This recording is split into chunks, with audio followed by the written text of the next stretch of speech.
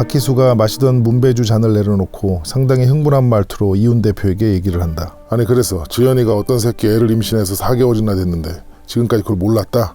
수백억이 왔다 갔다 하는데. 무슨 말씀이세요? 이번 작전으로 5만원 위까지 올린다면서요. 그럼 5만원에 제 지분 200만 주 매도하면 1000억이니까 대출이랑 이거저거 해결해도 많이 남잖아요. 소설을 통해서만 할 수 있는 주가 조작 이야기, 소통주의.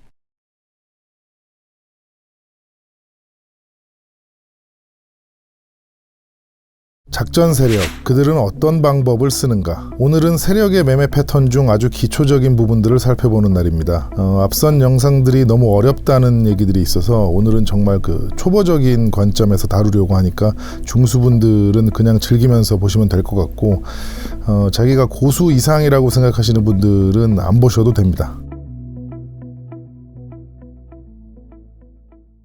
오늘 우리는 극중에서 매수호가 11,300원에 80만 주가 쌓이는 상황을 살펴보려고 한다. 그냥 드라마처럼 훅 지나가니까 그냥 그랬나 보다 할 수 있는 부분이지만 현실적으로는 그리 간단한 상황이 아니다. 우리가 주식을 하다 보면 종종 특정 호가에 유난히 많은 매물이 쌓이는 걸 볼 수 있다. 물론 라운드 피겨 같은 호가에는 당연히 다른 호가보다 잔량이 많다. 참고로 라운드 피겨란 끝자리가 0, 00, 000 등으로 딱 떨어지는 숫자를 말하는데 십진법을 사용하는 보통 사람들의 심리가 크게 작용하는 숫자이기 때문에 유난히 많은 매물들이 몰리는 곳이다. 즉 일반적인 다른 호가에 비해서 상대적으로 저항이나 지지가 큰 호가이기 때문에 해당 호가가 돌파되거나 깨지면 순간적으로 거래가 늘면서 주가가 단기적으로 출렁거릴 수 있다. 11,350원보다는 11,500원이 라운드 피겨이고 11,500원보다는 12,000원이 더 라운드 피겨에 가깝다. 아무튼 예를 들어 이런 호가창이 있다고 가정해보자. 보이는 대로 보통 호가에는 1에서 3만 주 사이로 잔량이 있는데 라운드 피겨인 11,500원에는 8만 주 이상이 걸려있다. 아마 12,000원이나 11,000원에는 더 많은 물량이 걸려있을 확률이 높다. 그런데 매수 4호가에 생뚱맞게 80만 주가 넘는 물량이 떡하니 박혀있다. 이게 과연 자연스러운 현상일까? 보통 저런 호가를 HTS에서 엑스레이로 찍어보면 15만 주, 20만 주, 30만 주씩 큼직하게 들어온 주문의 비중이 큰 경우도 있고 다른 호가들처럼 평범하게 몇십 주부터 몇천 주까지 고르게 쌓인 주문일 경우도 있다. 일단 소수의 계좌에서 몇십만 주나 몇만 주의 주문이 들어올 수도 있는데 만약 자연스러운 경우라면 해당 가격대를 지켜야 하는 대주주를 포함한 큰 손들이나 기관일 수도 있다. 만약 그렇다면 그들은 그런 특정 가격대를 왜 방어해야 하는가? 일반적으로는 담보대출이나 대차 물량의 마진콜 가격, 그러니까 특정 가격이 깨졌는데 현금을 채워놓지 못하면 주식이 강제로 팔려나가거나 결제 불이행이 나는 경우가 있을 수 있겠다. 특히 대주주처럼 일정 지분을 지켜야 하는 주체의 경우 주담대출을 풀로 받았는데 주가가 하락해서 강제 매도가 돼버리면 심각한 사태로 이어질 수도 있기 때문에 추가로 고이율의 사채 같은 긴급 자금을 투입해서 특정 매수 호가를 바칠 수도 있고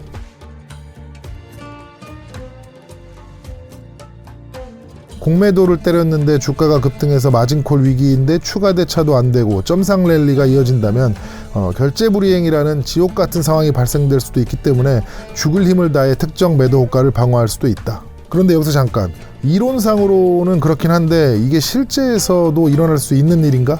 주식 역사상 이런 일이 없었다고 할 수도 없고 지금도 이런 일이 없다고 말할 수는 없지만 같은 상황이라도 이렇게 무식하게 한 호가에 때려박는 상황은 현실에서 흔치 않다. 만약 대주주나 큰손들이 특정 주가를 지지해야 한다면 자연빵으로는 호재 비스무리한 뉴스들을 남발하거나 불법빵으로는 주식 작전 세력을 고용해서 방어를 할 것이다. 그리고 공매도 세력들은 이런 얘기하기 좀 그렇지만 워낙 물량이나 주가 관리에 있어서 베테랑들이기 때문에 웬만해서는 이런 경우가 생기지도 않고 만에 하나 그런 상황이 되더라도 악재 뉴스나 찌라시를 남발하고 여차하면 이제 무차입 공매도로 무차입으로 냅다 찍어 누를 확률이 높다. 국내 공매도 관련 시스템은 상당히 아주 미친 듯이 폐쇄적이기 때문에 마음만 먹으면 일단 급한 대로 하루 이틀은 마음대로 컨트롤할 수 있다는 그런 어떤 그런 거. 그리고 소설 속에 나오는 레몬 자산운용사처럼 운용자금이 조 단위가 넘는 대형 기관들은 사실상 엄청난 자금을 추가로 투입할 수도 있기 때문에 특별한 상황이 아니라면 그 정도로 위험한 상황까지 가지도 않는다. 그럼 이런 호가창은 왜 무엇 때문에 나타나는가? 일단 현실에서는 올라가는 쪽, 그러니까 매도 호가에 이렇게 물량이 쌓인 경우는 주포의 작업팀에서 자기들 물량을 걸어뒀을 확률이 높다.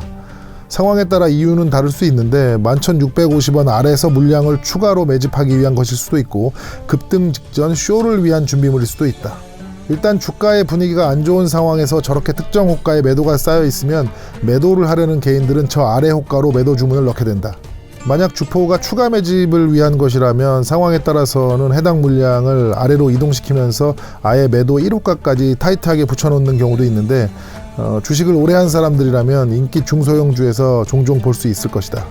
한편 급등 직전 쇼를 위한 준비물이라면 저 상태에서 자전거래로 거래량을 증가시키면서 호가를 하나씩 올리기 시작하고 결국 11,650원과 700원에 있는 자기들의 대량 물량을 모두 먹어버리면서 해당 호가를 통과시킨다.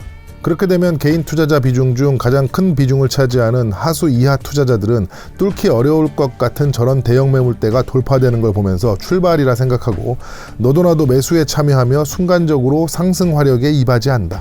참고로 개인 투자자들은 2보, 4수, 1신이라는 7개의 등급으로 나눠진다. 2보의 영역엔 바보, 초보가 있고 4수의 영역엔 하수, 중수, 고수, 초고수가 있다. 끝으로 주신이라 불리는 등급은 초고수 영역에 도달한 사람들이 존경하는 스승급인데 일반인들은 만날 일이 없다. 아무튼 다시 돌아와서 앞선 내용에서 보면 이런 의문이 생기는 사람들이 있을 것이다. 주가를 올리든 내리든 저렇게 많은 물량을 자전거래하면 금감원에 안 걸리나?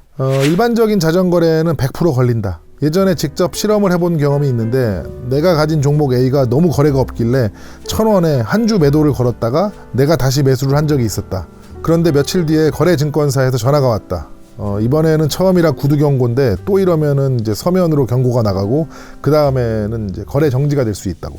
이렇게 일개 평민 개인이 한 주만 이렇게 해도 전화까지 와서 난리인데 수억 원의 자금이 자전으로 거래가 되면 아마 기동 타격대가 집 다 부셔버리고 들이닥칠지도 모른다. 지난 방송에서도 다뤘던 내용인데 작업자들은 보통 다수의 차명 계좌를 그룹으로 분류해서 거래를 하기 때문에 실수로 붕딱 같은 짓만 하지 않으면 감독기관이 자전 거래를 증명할 수는 없다. 아무튼 저렇게 매도 호가에 쌓아둔 물량을 자전으로 이제 치워버리면서 상승을 시킬 때 호재 뉴스까지 딱 나와주면 이제 그대로 상한가에 직행하는 경우가 많다. 그런 상황에서 이제 고수 이상 전업 트레이더들은 이제 빠르게 올라타고 수익을 내는데 일반적인 개인들이 인지했을 때는 이미 늦는다. 그렇게 이제 늦었던 개인들이 다음엔 기회가 오면 꼭 빠르게 매수해서 돈 벌어야지 하고 어느 날 운 좋게 탑승하면 하필 그날이 이제 고점에서 물량 정리하는 날이다. 즉 세력들은 물량을 정리하는 날에도 비슷한 방법을 쓰기도 한다는 얘기다. 차이가 있다면 매도 호가에 쌓인 자기들의 대형 물량을 치워버리면서 바로 급등을 시키지 않고 개인들이 들어올 시간을 좀 준다는 거 정도?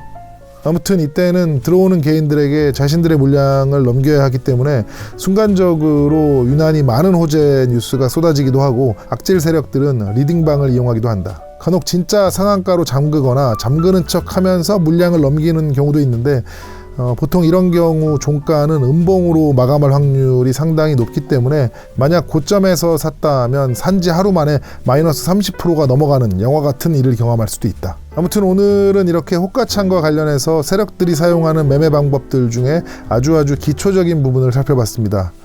맘 편하게 돈 넣고 장투하는 분들은 몰라도 상관없는 부분이지만 요즘같이 글로벌 이슈가 많은 시기에는 장투를 하더라도 이제 대응이 필요하고 무엇보다 국내 주식판에는 단타 개인들이 압도적으로 많기 때문에 이런 부분들을 참고하시라는 마음으로 영상을 만들어 봤습니다. 지난 이야기에서 박희수 세력이 나인센터 작전 중 마지막으로 개미 털기를 위해서 가짜뉴스를 내보낸과 동시에 매도를 쏟아냈다.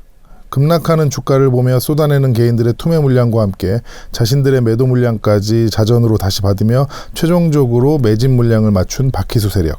그렇게 화요일까지 연속 보합을 만든 박희수 세력은 남은 자잘한 물량을 정리하기 위해서 수요일은 위로 땡기면서 작업을 시도했다. 그런데 21,000원까지 문제없이 상승을 하던 주가는 마감 동시 호가에서 대량 매도가 쏟아지며 다시 2만원으로 밀렸고 3거래일 연속 보합으로 마감됐다. 그러자 나인센터 종토방에는 이런 글들이 올라오기 시작한다. 찌라시랑 가짜뉴스 뿌리고 개인 물량 다 털어간 악질 세력들. 3일째 보합을 보니 뭔가 폭풍 전야 같다. 곧 출발한다. 내일까지 보합되고 금요일 개떡락 예정. 내 친구 동생이 스커트 매니저다. 모든 게 잘 되고 있음. 그랬더니 내 동생은 스커트 지연이다. 다음 주 해체한단다. 신난다. 크크크.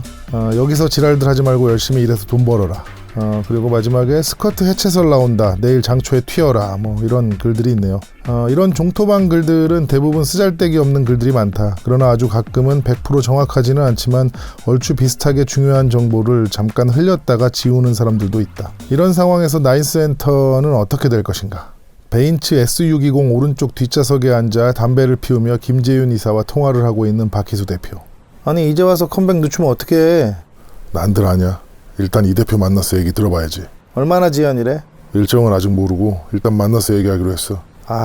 그럼 한동안 가격 유지도 그렇고 팀들 관리도 그렇고 이래저래 위험한데. 그러니까 리더 이름이 지연이 뭐야 지연이. 옛말에 이름 따라간다더니.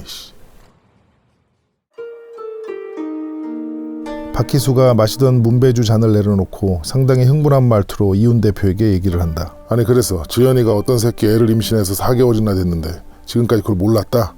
수백억이 왔다 갔다 하는데. 어차피 컴백 콘서트까지는 2주 정도 시간 있으니까 그 사이에 애 떼고 원래대로 진행하면 되잖아요. 근데 그게 지금 그 백 선생님께서 일단 모든 일정을 다 중단하라고 하셨어. 갑자기? 왜요?